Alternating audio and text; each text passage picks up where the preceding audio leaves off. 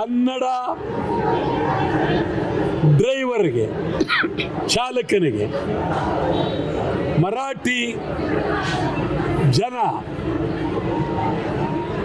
ಕರ್ನಾಟಕದಲ್ಲೇ ಹೊಡೆದಿದ್ದಾರೆ. ಇದು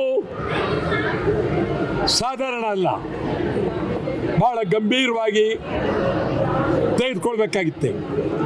ಮಹಾರಾಷ್ಟ್ರ ಏಕೀಕರಣ ಸಮಿತಿಯನ್ನು ಮೊದಲಿಂದ ನಾನು ಹೇಳ್ತಾ ಇದ್ದೀನಿ, ವಜಾ ಮಾಡಿ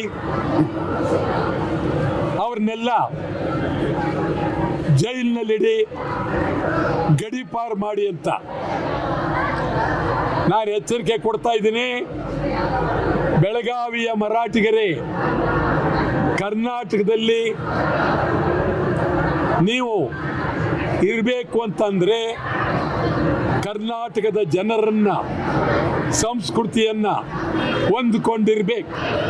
ಇಲ್ಲ ಸಂಪೂರ್ಣ ನಿಮ್ಮ ಗಂಟು ಮುಟ್ಟೆ ಕೊಟ್ಕೊಂಡು ಮಹಾರಾಷ್ಟ್ರಕ್ಕೆ ಹೋಗಿ ಮಹಾರಾಷ್ಟ್ರಕ್ಕೆ, ಇಲ್ಲಿ ಇರಬೇಡಿ, ಬೆಳಗಾವಿ ಬಿಡಿ.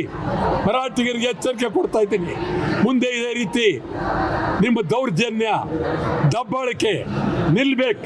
ಕರ್ನಾಟಕ ಸರ್ಕಾರ ಈ ಬಗ್ಗೆ ಪ್ರಾಮಾಣಿಕವಾಗಿ ಚಿಂತನೆ ಮಾಡಬೇಕು ಅಂತೇಳಿ ಒತ್ತಾಯ ಮಾಡಿ.